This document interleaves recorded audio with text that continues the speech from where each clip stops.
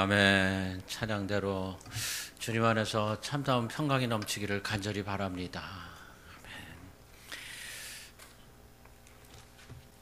오늘 주시는 하나님 말씀 고린도전서 3장 16절에서 23절까지 제가 봉독하겠습니다.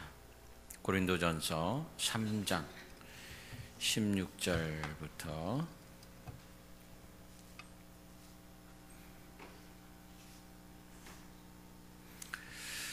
너희는 너희가 하나님의 성전인 것과 하나님의 성령이 너희 안에 계시는 것을 알지 못하느냐?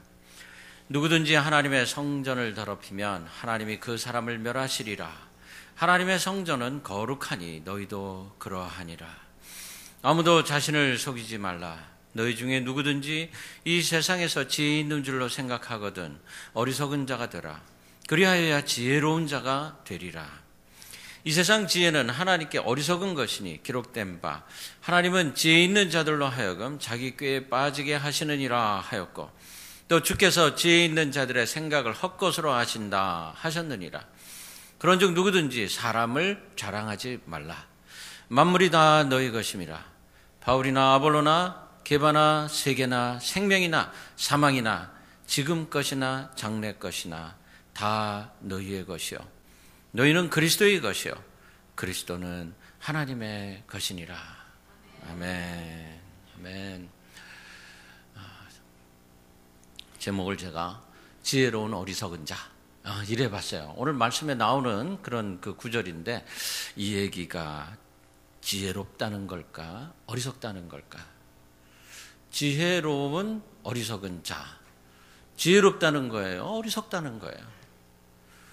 잘 판단이 안 쓰죠. 세상에서 가장 지혜로운 사람은 누굴까요? 제가 볼 때 성경을 아는 사람들입니다. 동의하십니까, 여러분? 성경을 아는 분들은 다 지혜로우신 분들이세요. 왜냐하면 성경은 인간의 삶과 하나님에 대해서 써 있어요. 인간의 삶에 대해서 알고 하나님에 대해서 안다 그러면 하산해도 돼요. 내려가셔도 된다. 돌을 다 터득하셨습니다. 이런 뜻이에요. 세상에 수많은 사람들이 이 사실을 알고 싶어서 공부하고 부처같이 돌을 닦기도 하고 그러는 중에 무하마든가 이 사람같이 뭔가를 좀 알았다고 종교를 세우기도 하고 도사 내지는 교주가 되어서 수많은 사람들을 울리고 죽이고 이것이 인류의 역사예요. 모든 전쟁의 저변에는 이 종교 문제가 항상 깔려 있습니다. 중동전쟁, 이게 정치전쟁 같이 보이지만 사실은 그 내막을 보면은 이슬람과 유대교, 기독교와의 전투예요. 이 북한도 자세히 들여다보면 기독교와의 전쟁입니다. 크리스찬들을 박해하잖아요. 만약에 크리스찬들을 허용한다 그러면 독재를 할 수가 없어요. 독재 정권 무너지는 거예요. 그래서 이 사람들이 하는 게 뭐냐면 하나님 대신에 김일성, 김정은이를 섬겨라. 북한에 다녀오신 분들이 말하는 말씀들을 보면은 이건 종교다 그럽니다. 이건 종교다. 성경을 알면 지혜로워집니다. 하나님을 아는 사람은 지혜로운 사람입니다. 오늘 말씀에서 하나님은 이 세상 지혜는 미련한 것이요 헛된 것이다 이렇게 말을 하고 있습니다. 세상의 지혜가 얼마나 많은지 몰라요. 결론으로 말씀을 드리면 세상엔 지금도 수많은 박사들의 연구 논문과 학술지들이 쏟아져 나오고 있지만 사람의 생각, 그 어떤 사상, 그 학문도 과학도 거기에 하나님이 계시지 않으면 미련한 것이요 헛된 것이요 라는 말씀입니다. 아멘. 오늘 우리가 읽은 말씀이 바로 그런 얘기예요. 전체적으로 포괄적으로 보면은 인간이 생각하는 모든 지혜 하나님이 그 안에 아니 계시면 다 헛것이요 이런 뜻이에요. 시편 기자가 이렇게 말했습니다. 94편 11절에 여호와께서 사람의 생각이 허무함을 아시느니라. 하나님 없는 모든 생각 허무했대. 예를 들어서 오늘날 최고의 물리학자라고 그런다 그러면 아인슈타인을 우리가 넘어갈 수가 없어요. 아인슈타인. 그가 만든 이론 중에 상대성 이론이라는 게 있습니다. 이 공식을 여러분 혹시 아시는 분, 박용철 권사님은 아마 아실 거예요. 물리학자시니까. E는 MC 자승이라는 거죠. 근데 이게 무슨 뜻이냐면 E라는 게 에너지예요. 에너지. 힘이에요. 이 에너지가 나오려면 MC, M은 물질의 양을 말합니다. 물량. C는 속도예요. 그래서 물질하고 속도의 2배하고 곱하면은 에너지가 나온다. 이런 뜻이에요. 어렵지 않죠, 그죠? 이걸 상대성 이론 중에서 E는 MC 자승이 가장 대표되는 공식 중에 하나일 뿐이에요. 제가 이 물리학을 아주 쉽게 이해하게 해드릴 수가 있어요. 에너지가 되려면 무게 있는 것을 속도의 2배를 붙여주면 된다. 이런 뜻이에요. 뭐 돌멩이 같은 거 이런 거에다가 속도를 붙여가지고 던지면 된다는 거예요. 그럼 이게 에너지가 되는 거예요. 다윗이 골리앗을 죽이기 위해서 물맷돌을 던졌습니다. 주먹만한 돌을 빙글빙글 돌리다가 총알 같은 속도로 날려보냈더니 그것이 골리앗의 머리에 정통으로 맞아가지고 죽었대요. 돌이 크고 속도가 빠르면 에너지가 더 커진다는 거죠. 이걸 상대성 이론이다라고 하는 이유를 제가 잠깐 말씀을 드릴게요. 다윗이 던진 돌이 총알만큼 빨라요. 눈으로 볼 수 없이 빨라서 골리앗이 피할 수가 없습니다. 그런데 만일 총알만큼 빠른 사람이 있어서 다윗의 돌을 쫓아가면서 이렇게 돌을 본다면 돌이 보일까 안 보일까? 보일까 안 보일까? 보이죠, 그렇죠? 같은 속도로 날아가면서 돌을 보면은 이 돌이 빠르다고 느껴질까? 느리다고 느껴질까? 느리다고 느껴지죠. 그렇죠? 그래서 이 빠른 사람의 느낌과 느린 보통 사람의 느낌과 다르다는 거예요. 이거를 상대적이다 이렇게 말하는 겁니다. 박 권사님 맞죠? 네, 박 권사님이 이렇게 말씀 고개 끄덕끄덕 하셨어요. 이 이론을 가지고 만든 게 바로 패트리온 미사일이에요. 이 패트리온 미사일은 미사일이 날아가는 거를 쫓아가서 떨어뜨리는 거거든. 같은 속도로 날아가면서 보면은 이게 느려. 전자눈을 가지고 날아가가지고 그거를 탁 맞춰서 떨어뜨리는 거예요. 이런 걸 만들었어요. 그런데 이런 지혜를 가진 인간이지만 그 안에 하나님이 계시지 않으면 미련한 것이오 그랬어요. 왜 그럴까? 왜냐하면 하나님이 이 미사일을 불발탄으로 만드실 수가 있는 거예요. 어떻게? 하나님의 뜻에 맞지 않게 사용되는 모든 인류의 무기들을 하나님의 무용지물로 만드실 수가 있는 줄로 여러분 믿으시기를 바랍니다. 이런 일이 실제로 발생하고 있습니다. 무수히 많아요. 구약 성경에 보면 홍해에서 중무장을 한 애국 군대가 거렁뱅이 같은 이스라엘을 치러 갔다가 몰살을 당하고 맙니다. 그렇죠. 여리고성 돌기만 했는데 그냥 무너져 버렸어요. 미사일을 쏴가지고 무너뜨린 게 아니에요. 히스기야 왕은 하나님 모욕하는 아수르의 사내립을 물리쳐달라고 강청만 했는데 손 하나 까딱 안 하고 18만 5천 명이 다 죽어버렸어요. 열왕기하 6장에 보면 아람과 북이스라엘의 전투에서 사마리아 성을 둘러싸고 굶겨 죽이려고 하는데 하나님이 아람 군대를 전멸시켜가지고 나병 환자 4명이 나갔다가 보니까는 다 죽어 있어가지고 이거 다 어떻게 하지 그러면서 성문 안에 뛰어들어가서 다 죽었어요. 소식 전하는 그런 사건이 벌어져요. 수많은 전투가 나오는데 인간의 지혜, 지식, 과학 가지고 설명이 안 되더라는 겁니다. 왜 안 되죠? 하나님이 하시니까. 전지전능하신 하나님이 함께 하시면 놀라운 기적이 일어나서 적군의 군사력을 무기력하게 만들 수 있더라는 겁니다. 아멘. 우리 이거 믿어야 돼. 전쟁은 하나님의 것입니다. 아멘. 전쟁은 하나님의 것이에요. 요즘 사람들이 하늘나는 자동차 만들어 보겠다고 애를 쓰는데 지금부터 3,500년 전에 하늘나는 자동차를 타고 하늘로 올라간 사람이 있어요. 그게 누군지 아시죠? 엘리야 선지자가 불마차 타고 올라가 버렸어. 엘리야는요, 말이 끄는 마차를 타고 올라갔어요. 이거는 죽었다 깨도 못 만들어. 사람들이 어떻게 말 타고 마차가 공중으로 날아가는 걸 만들겠느냐고요. 여러분, 요즘 도청장치, 몰카, 셀카 뭐 이런 것이 최첨단 장비라고 하는데 이미 3,500년 전에 엘리사가 시리아하고 전쟁할 때 다 사용하던 거예요. 이해가 되세요? 열왕기하 6장 8절에 보면은 시리아 왕이 이스라엘과 전쟁을 하고 있던 무렵이다. 이거 제가 세번역으로 읽어드릴게요. 그가 신하들과 은밀하게 의논하며 이러이러한 곳에 진을 치자고 말하였다. 그러자 하나님의 사람이 이스라엘 왕에게 사람을 보내어 시리아 사람들이 거기에 진을 칠 곳이 이러이러한 지역이니 그곳으로 지나가는 것은 삼가라고 말하였다. 이러한 전가를 받은 이스라엘 왕은 하나님의 사람이 자신에게 말한 그곳에 사람을 보내어 그곳을 엄하게 경계하도록 하였다. 그와 같이 경계한 일이 한두 번이 아니었다. 이 일 때문에 시리아 왕은 화가 머리끝까지 나서 신하들을 불러 모아 추궁하였다. 우리 가운데서 이스라엘 왕과 내통하는 자가 없고서야 어찌 이런 일이 있을 수 있단 말이냐. 신하 가운데서 한 사람이 말하였다. 높으신 임금님, 그런 것이 아닙니다.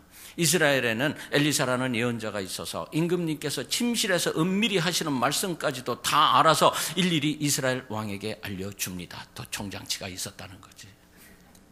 그죠? 옛날에 요즘 우리가 사용하는 모든 과학 장비보다 더 편리한 것이 잘 사용되고 있었어요.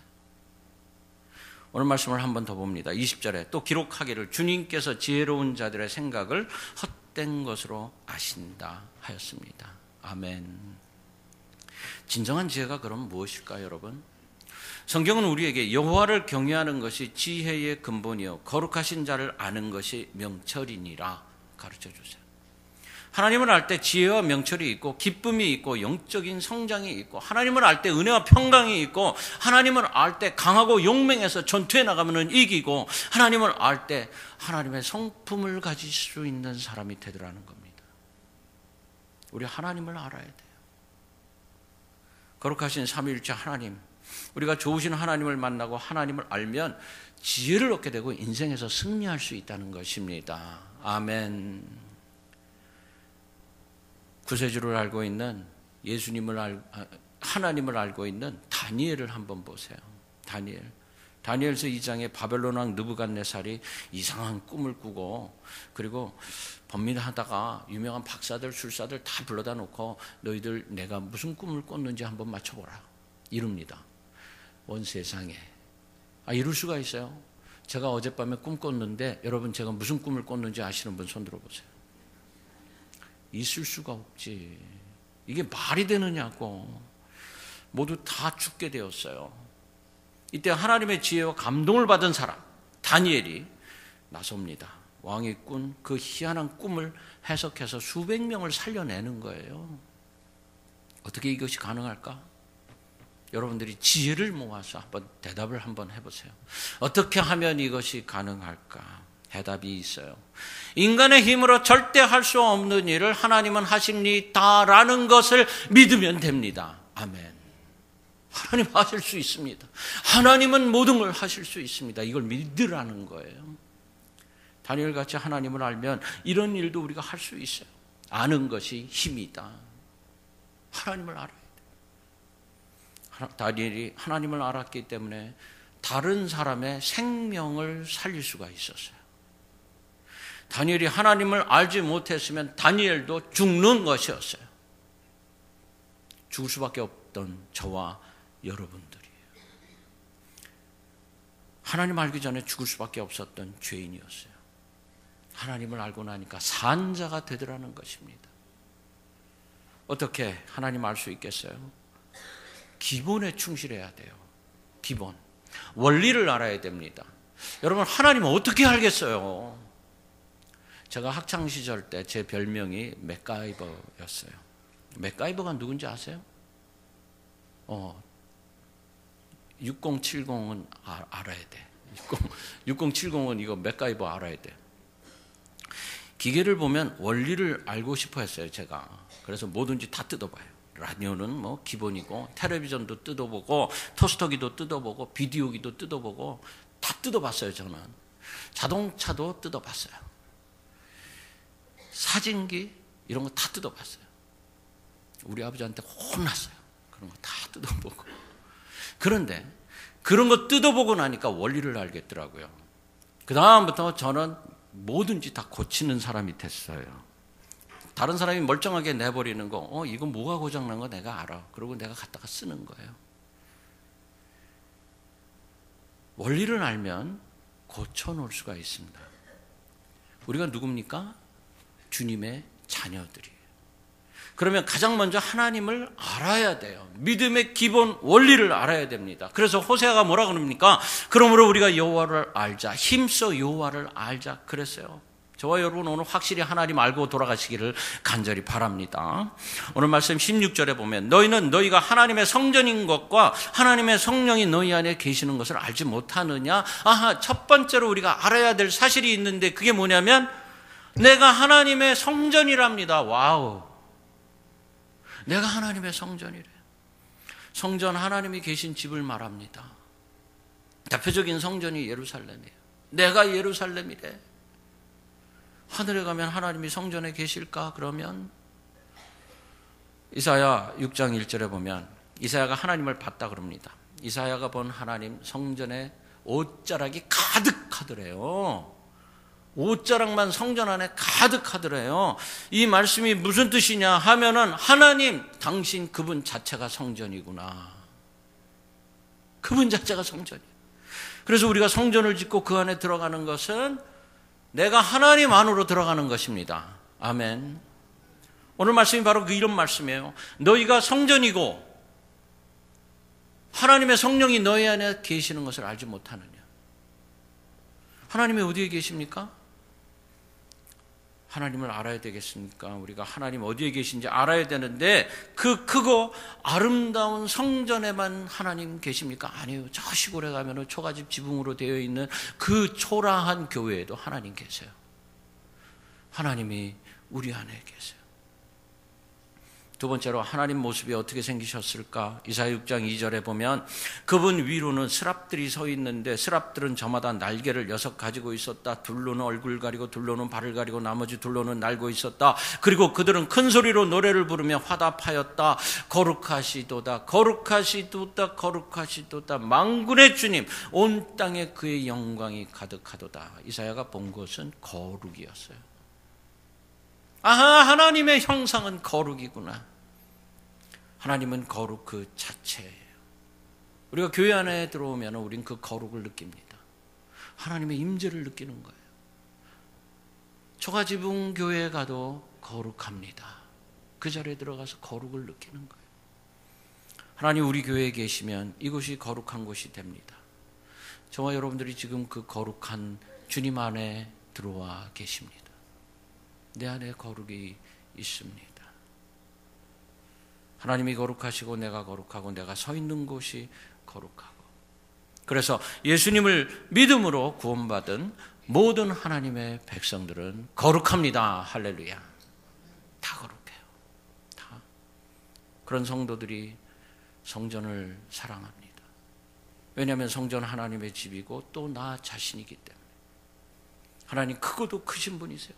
성전이라는 틀에 갇혀 있을 분이 아니세요. 하나님은 빛이세요. 도저히 우리가 볼 수가 없는 분이세요. 그래서 우리가 하나님의 집인 성전을 사랑합니다. 그리고 또 거룩한 성도들을 사랑하라는 겁니다. 시편 기자가 이렇게 고백해요. 만군의 여호와여 주의 장막이 어찌 그리 사랑스러운지요. 내 영혼이 여호와의 궁정을 사모하며 쇠약하며 내 마음과 육체가 생존하시는 하나님께 부르짖나이다. 시편 84편. 세 번역으로 제가 시편 122편 읽어드릴게요. 예루살렘에 평화가 깃들도록 기도하여라. 성전이니까. 예루살렘아 너를 사랑하는 사람들에게 평화가 있기를 내 성벽 안에 평화가 깃들기를 내 궁궐 안에 평화가 깃들기를 빈다 하여라. 내 친척과 이웃에게도 평화가 너에게 깃들기를 빈다 하고 축복하겠다. 주 우리 하나님의 집에 복이 깃들기를 빈다. 여러분 내가 성전이라고 생각하면 지금 이 시편 기자의 모든 축복이 다 나의 것입니다. 할렐루야. 그래서 교회를 좋아해야 돼요. 은혜 받은 성도들은 성전을 얼마나 사랑하고 성전에 나가는 거 얼마나 좋아하고 기뻐하는지 모릅니다. 왜 그렇습니까? 이유가 그곳에서 거룩을 만나고 거룩을 경험하고 자신이 거룩하다는 것을 온몸으로 느끼면서 하나님의 형상을 자신 안에 품을 수가 있기 때문입니다. 교회 오는 게 너무너무 즐거워요. 16절에 여러분은 하나님의 성전이며 하나님의 성령이 여러분 안에 거하신다는 것을 알지 못합니까? 내 안에 거룩이 들어오면서 내가 하나님의 성전이 되었어요. 그리고 하나님이, 예수님이, 성령님이 내 안에 거한다는 사실을 알게 되었습니다. 이것이 바로 내가 성전이 되는 비밀이에요. 이 비밀을 깨닫게 되면 그러면 어떤 베네핏이 있을까요, 여러분? 무엇이 이득이 있을까? 내 안에 성령님이 계신다는 것을 알고 나면 나는 어떤 일이 벌어지는 것일까? 아, 내가 하나님의 자녀구나, 이걸 알게 되는 거예요. 또 성경에 나오는 모든 일들이 내게서 일어난다는 것을 알게 되는 거예요. 그러면서 하나님과 대화를 할 수 있게 됩니다. 하나님 하고 부르면 왜 그러니? 내 사랑하는 아들아, 딸아, 이렇게 대답을 해주세요. 이걸 기도라고 합니다. 기도 별게 아니에요. 하나님과의 대화입니다. 그냥 대화하는 것 아니고 나의 간절한 소망을 담아서 내가 하나님을 부르는 거예요. 그 하나님이 다 응답해 주십니다. 왜냐하면 거룩과 거룩이 만나는 일이 벌어지기 때문에 하나님께서 내 사랑하는 아들아, 딸아 부르면서 내가 너를 안다 그러신단 말이죠. 문제는 하나님 마음에 맞는 기도를 할 수 있어야지 됩니다. 한국의 대구에 서현교회라고 있어요. 이 교회가 동양에서 제일 크고 아름다운 교회, 이런 명칭이 붙어 있습니다. 이 교회를 짓는데 정규만 장로님이라는 분이 계세요. 이분이 젊었을 때부터 소원이 뭐냐면 동양에서 가장 아름다운 교회를 내가 짓고 싶습니다 이랬대요. 사람들이 야, 허황된 꿈 꾸지 마 이랬는데 하나님이 이 기도 제목을 들어주셨어요. 이분이 김익두 목사님이라는 깡패 목사님한테 부흥회 때 은혜를 받았어요. 그리고 난 다음에 4가지를 철저하게 지킵니다. 뭐냐 하면은 주일성수로 하나님 내게 건강 주세요. 새벽기도 나가면서 그 모든 기도의 축복으로 응답해 주세요. 11조를 드리면서 물질 축복으로 쏟아져 붓는 축복을 주시는데 돈벼락을 주세요 그랬대요. 그래가지고 제가 진짜 돈벼락 맞았나 인터넷에 들어가서 찾아봤어요. 그랬더니 진짜 돈벼락을 맞았더라고요. 4번째, 주의 종과 좋은 관계로 후손들이 축복받게 해주세요. 야, 4번째가 제일 마음에 들더라고. 대구에서 양령시장이라는 곳에서 한약방을 하셨는데 전국에 호열자라는 그 병이 번지기 시작을 했대요.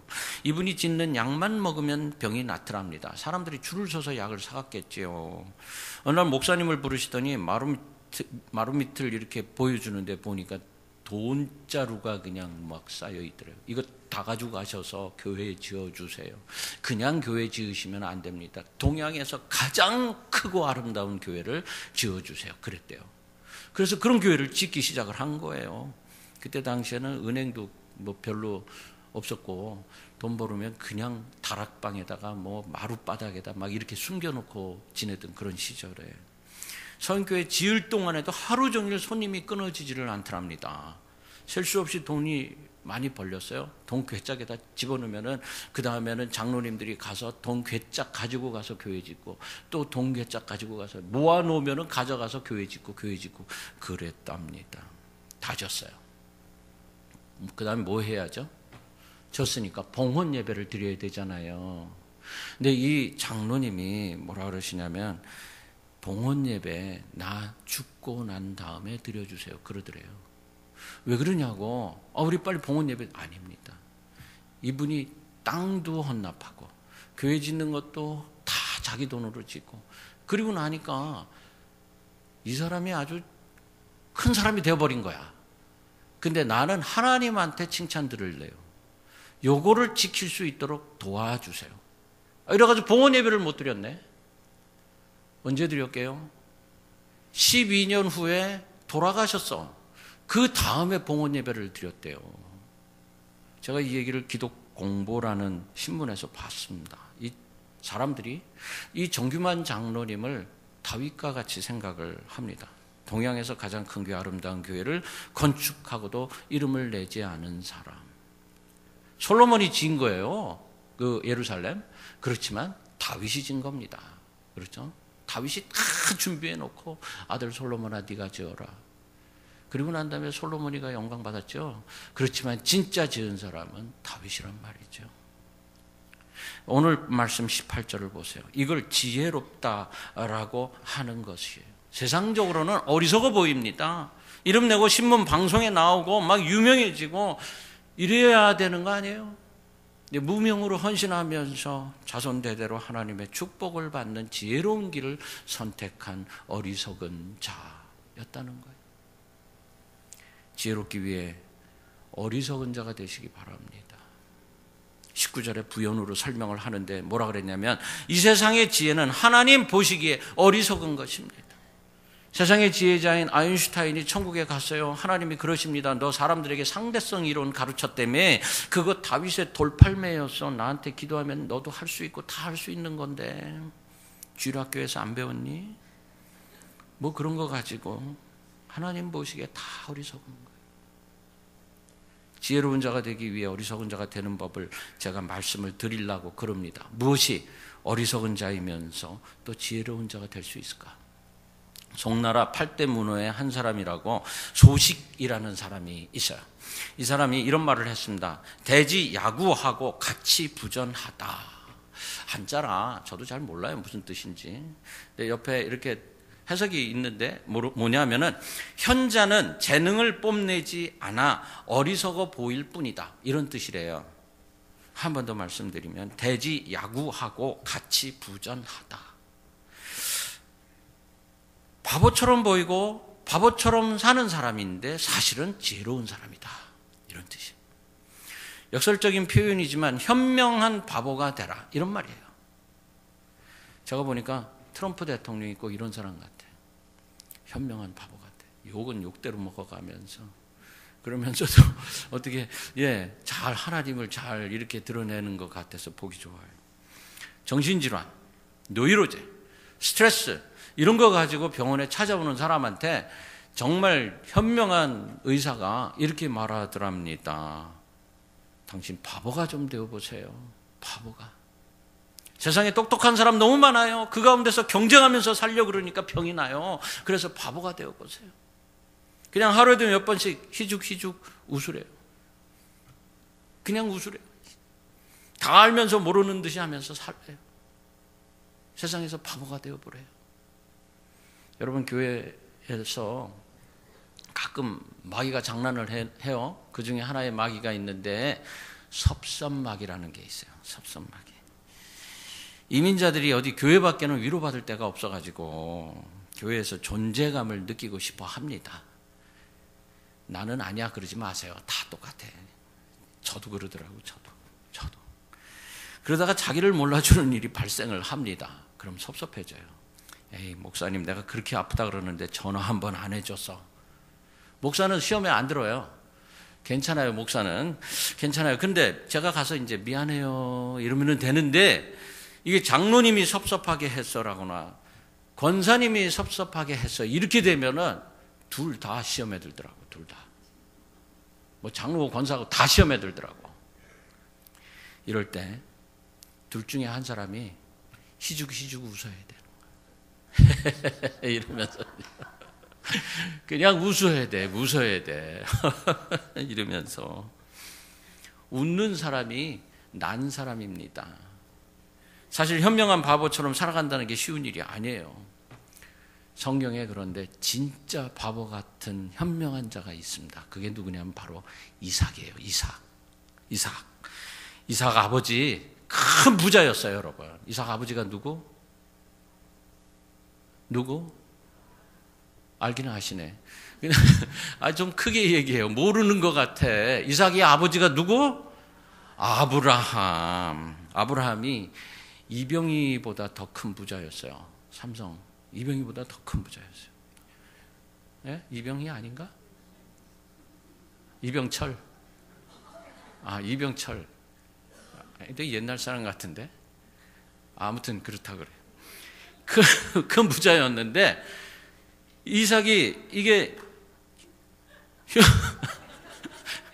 흉년이 들었어. 흉년이 들어가지고 블레셋 땅에서 농사를 짓는데 하나님이 이삭이만을 축복을 해주시는 거예요. 흉년에 다른 사람은 힘들어도 이삭은 복을 받고 하는 일마다 잘 되고 마침내 재벌이 되었어요.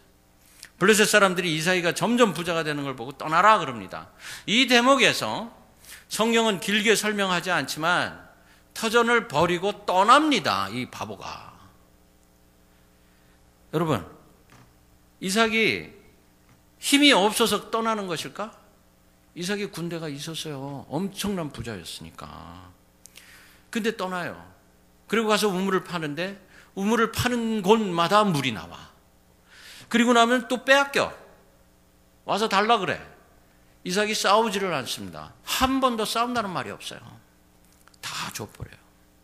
전쟁을 해서 자기 것 지킬 수 있는데도 불구하고 안 싸웁니다. 왜 그렇습니까? 이유가 뭐죠? 바보니까. 이삭이가 바보니까.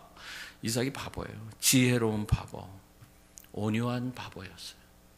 그리고 아버지 아브라함의 하나님을 믿었습니다. 싸우지 않아도 하나님이 축복만 하시면 된다. 할렐루야. 이 믿음이 있었어요. 그래서 복을 차고 넘치도록 받았을 때 블레셋 왕 아비멜렉이 찾아와서 화친을 맺자 이룹니다. 이삭이가 바보니까 어떻게 했겠어요? 그래 그러면서 같이 밥 먹었어요. 이런 바보가 어디 있어요? 이런 바보가. 믿음의 조상이 되고 큰 부자로 잘 살고 야곱과 에서를 낳습니다. 어디서 이런 축복을 받을 수 있을까?